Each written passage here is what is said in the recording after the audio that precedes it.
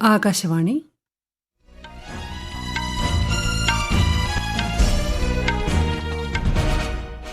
നമസ്കാരം.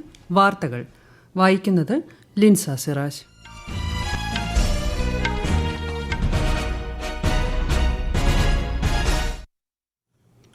പ്രധാന വാർത്തകൾ.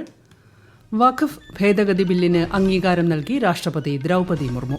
ഇതോടെ ബിൽ നിയമമായി. പ്രധാനമന്ത്രി നരേന്ദ്രമോദിയുടെ ശ്രീലങ്കൻ സന്ദർശനം തുടരുന്നു. ഇന്ത്യൻ സഹായത്തോടെ നടപ്പാക്കുന്ന റെയിൽവേ പദ്ധതികൾ പ്രധാനമന്ത്രിയും ശ്രീലങ്കൻ പ്രസിഡന്റും സംയുക്തമായി ഇന്ന് ഉദ്ഘാടനം ചെയ്യും. എഞ്ചിനീയറിംഗ് വിസ്മയങ്ങളിലൊന്നായ രാമേശ്വരത്തെ പുതിയ പാമ്പൻ പാലം പ്രധാനമന്ത്രി ഇന്ന് രാഷ്ട്രത്തിന് സമർപ്പിക്കും. കേരളത്തിൽ ഇടിമിന്നലോട് കൂടിയ ശക്തമായ മഴയ്ക്കും കാറ്റിനും സാധ്യതയെന്ന് കേന്ദ്ര കാലാവസ്ഥാ വകുപ്പ്. തിരുവനന്തപുരം, പത്തനംതിട്ട, മലപ്പുറം, വയനാട് ജില്ലകളിൽ മഞ്ഞ ജാഗ്രത. IPL ക്രിക്കറ്റിൽ പഞ്ചാബ് കിങ്സിനെതിരെ രാജസ്ഥാൻ റോയൽസിന് ജയം. ഇന്ന് സൺറൈസേഴ്സ് ഹൈദരാബാദ് ഗുജറാത്ത് ടൈറ്റൻസിനെ നേരിടും. വാർത്തകൾ വിശദമായി. വഖഫ് ഭേദഗതി ബില്ലിന് രാഷ്ട്രപതി ദ്രൗപദി മുർമു അംഗീകാരം നൽകി. ഇതോടെ ബിൽ നിയമമായി. ലോക്സഭയിൽ വ്യാഴാഴ്ച അവതരിപ്പിച്ച ബിൽ 56 വോട്ടിന്റെ ഭൂരിപക്ഷത്തോടെയാണ് പാസായത്. 288 അംഗങ്ങൾ ബില്ലിനെ പിന്തുണച്ചപ്പോൾ 232 പേർ എതിർത്ത് വോട്ട് ചെയ്തു. രാജ്യസഭയിൽ വെള്ളിയാഴ്ച 128 അംഗങ്ങൾ അനുകൂലിച്ചും 95 അംഗങ്ങൾ എതിർത്തും ഈ ബില്ലിന്മേൽ വോട്ട് ചെയ്തിരുന്നു. മുസൽമാൻ വഖഫ് പിൻവലിക്കൽ ബിൽ 2025-നും രാഷ്ട്രപതി അംഗീകാരം നൽകി. രാജ്യത്തെ വഖഫ് സ്വത്ത് പരിപാലനം, സുതാര്യത, കാര്യക്ഷമത എന്നിവ വർദ്ധിപ്പിക്കുന്നതിൽ ഗണ്യമായ പരിഷ്കാരങ്ങൾ കൊണ്ടുവരിക എന്നതാണ് ഈ പുതിയ നിയമത്തിലൂടെ കേന്ദ്ര സർക്കാർ ലക്ഷ്യമിടുന്നത്. 2025-ലെ വഖഫ് ഭേദഗതി ബില്ലുമായി ബന്ധപ്പെട്ട മിഥ്യാധാരണകൾ തിരുത്തി കേന്ദ്ര ന്യൂനപക്ഷകാര്യ മന്ത്രാലയം. 1995-ലെ വഖഫ് നിയമത്തിന് മുൻപും 1995-ലെ വഖഫ് നിയമത്തിന് അനുസൃതമായും രജിസ്റ്റർ ചെയ്തിട്ടുള്ള ഒരു സ്വത്തും റദ്ദാക്കില്ലെന്ന് മന്ത്രാലയം വ്യക്തമാക്കി. സ്വത്തുക്കളിൽ സുതാര്യതയും അവ മെച്ചപ്പെട്ട രീതിയിൽ കൈകാര്യം ചെയ്യുന്നതിനുമാണ് ബിൽ ലക്ഷ്യമിടുന്നതെന്ന് ന്യൂനപക്ഷകാര്യ മന്ത്രാലയം വ്യക്തമാക്കി. പ്രധാനമന്ത്രി നരേന്ദ്രമോദിയുടെ ശ്രീലങ്കൻ സന്ദർശനം തുടരുന്നു. ശ്രീലങ്കൻ പ്രസിഡന്റ് അനുര കുമാര ദിസനായകയുമായി പ്രധാനമന്ത്രി ഇന്നലെ കൊളംബോയിൽ കൂടിക്കാഴ്ച നടത്തി. ഊർജ്ജ സഹകരണം, പ്രാദേശിക സ്ഥിരത തുടങ്ങിയ വിവിധ വിഷയങ്ങൾ ഇരു നേതാക്കളും ചർച്ച ചെയ്തു. ദ്വീപ് രാഷ്ട്രത്തിന് ഊർജ്ജ സുരക്ഷ ഉറപ്പു നൽകുന്നത് ലക്ഷ്യമിട്ടുള്ള സാംപൂർ ഊർജ്ജ പദ്ധതിക്കും ഇരു നേതാക്കളും തുടക്കം കുറിച്ചു. സിലോൺ വൈദ്യുത ബോർഡ്, NTPC എന്നിവ ഒരുമിച്ചാണ് പദ്ധതി യാഥാർത്ഥ്യമാക്കുക. सामपुर सोलर पावर प्लांट से श्रीलंका की ऊर्जा सुविधा में मदद मिलेगी. मल्टी प्रोडक्ट पाइपलाइन के निर्माण और त्रिंकोमाली को ऊर्जा हब के रूप में विकसित किए जाने के लिए जो समझौता हुआ है उसका लाभ श्रीलंका के सभी लोगों को मिलेगा.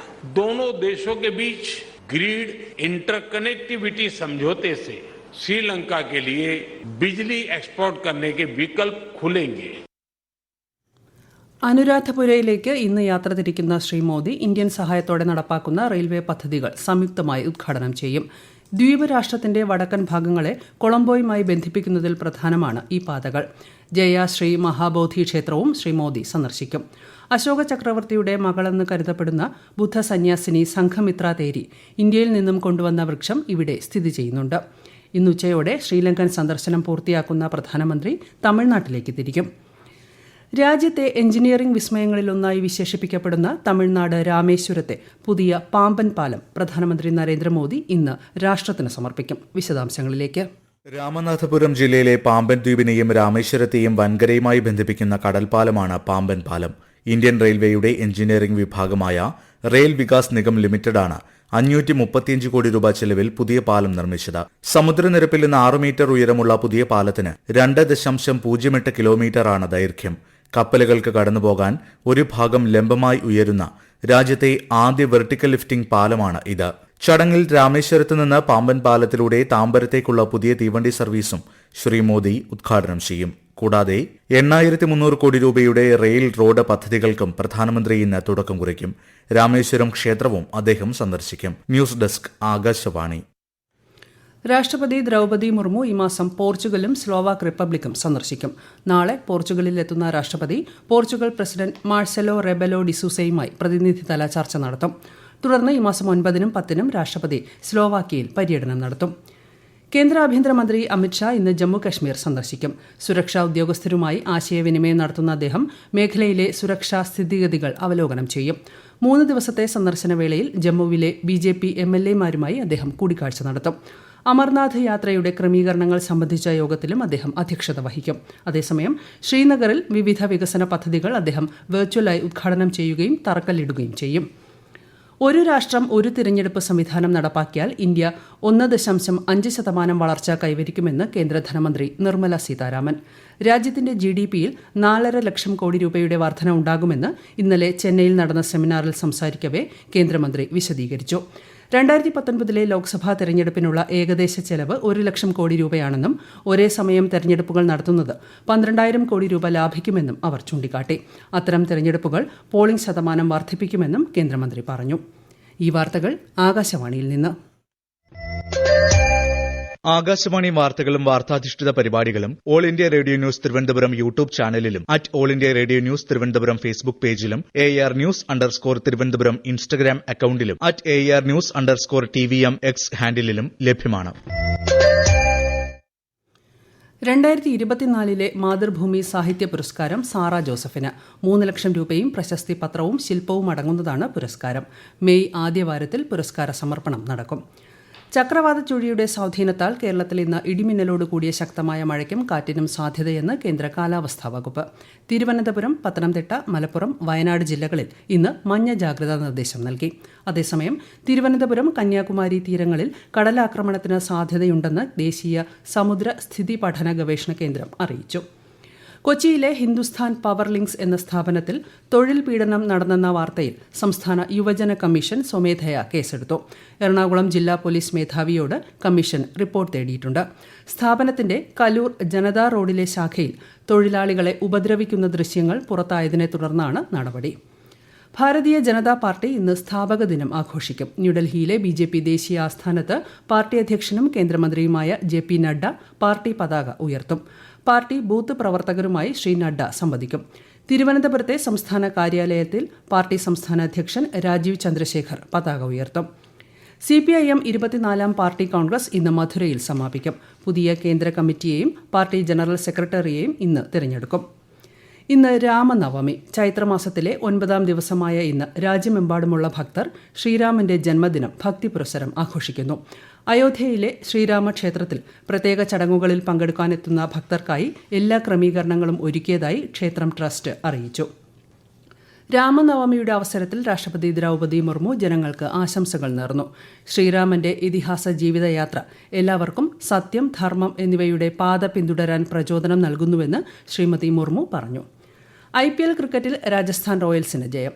ഇന്നലെ രാത്രി ചണ്ഡീഗഡിൽ നടന്ന മത്സരത്തിൽ പഞ്ചാബ് കിങ്സിനെ 50 റൺസിനാണ് രാജസ്ഥാൻ പരാജയപ്പെടുത്തിയത്. ആദ്യം ബാറ്റ് ചെയ്ത രാജസ്ഥാൻ 20 ഓവറിൽ 4 വിക്കറ്റ് നഷ്ടത്തിൽ 205 റൺസ് നേടി. മറുപടി ബാറ്റിംഗിൽ പഞ്ചാബ് കിങ്സിന് 9 വിക്കറ്റ് നഷ്ടത്തിൽ 155 റൺസ് മാത്രമേ നേടാനായുള്ളൂ. ഇന്നലെ നേരത്തെ നടന്ന മറ്റൊരു മത്സരത്തിൽ ഡൽഹി ക്യാപിറ്റൽസ് ചെന്നൈ സൂപ്പർ കിങ്സിനെ 25 റൺസിന് പരാജയപ്പെടുത്തി. ഇന്നത്തെ മത്സരത്തിൽ സൺറൈസേഴ്സ് ഹൈദരാബാദ് ഗുജറാത്ത് ടൈറ്റൻസിനെ നേരിടും. വൈകുന്നേരം 7:30 ഹൈദരാബാദിലാണ് മത്സരം. ബ്രസീലിൽ നടക്കുന്ന ലോക ബോക്സിംഗ് കപ്പിൽ ഇന്ത്യയ്ക്ക് സ്വർണം. പുരുഷന്മാരുടെ 70 കിലോഗ്രാം വിഭാഗത്തിലാണ് ഇന്ത്യയുടെ ഹിതേഷ് ഗുലിയ സ്വർണം നേടിയത്. 65 കിലോ വിഭാഗത്തിൽ പുരുഷ താരം അഭിനാഷ് ജാംവാൾ വെള്ളി നേടിയിരുന്നു. ലീഗ് ഫുട്ബോളിൽ കലാശക്കളിയിൽ ഇന്ന് Gokulam Kerala FC Dumbo SC ഗോവയെ നേരിടും. കോഴിക്കോട് കോർപ്പറേഷൻ സ്റ്റേഡിയത്തിൽ വൈകുന്നേരം 4-നാണ് മത്സരം. ഇതേസമയം ശ്രീനഗറിൽ ചർച്ചിൽ ബ്രദേഴ്സ് ഗോവ റിയൽ കശ്മീർ FCയെ നേരിടും. മ്യാൻമറിൽ ഭൂകമ്പത്തിൽ മരിച്ചവരുടെ എണ്ണം 3354 ഉയർന്നു. 200-ലധികം പേരെ ഇപ്പോഴും കാണാനില്ലെന്ന് മാധ്യമങ്ങൾ റിപ്പോർട്ട് ചെയ്തു. ഇന്ത്യയിൽ നിന്നും മറ്റ് രാജ്യങ്ങളിൽ നിന്നുമുള്ള രക്ഷാപ്രവർത്തകർ പുനരധിവാസ പ്രവർത്തനങ്ങളിൽ സജീവമായി തുടരുന്നു.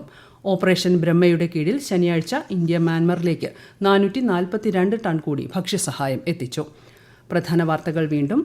വഖഫ് ഭേദഗതി ബില്ലിന് അംഗീകാരം നൽകി രാഷ്ട്രപതി ദ്രൗപദി മുർമു. ഇതോടെ ബിൽ നിയമമായി.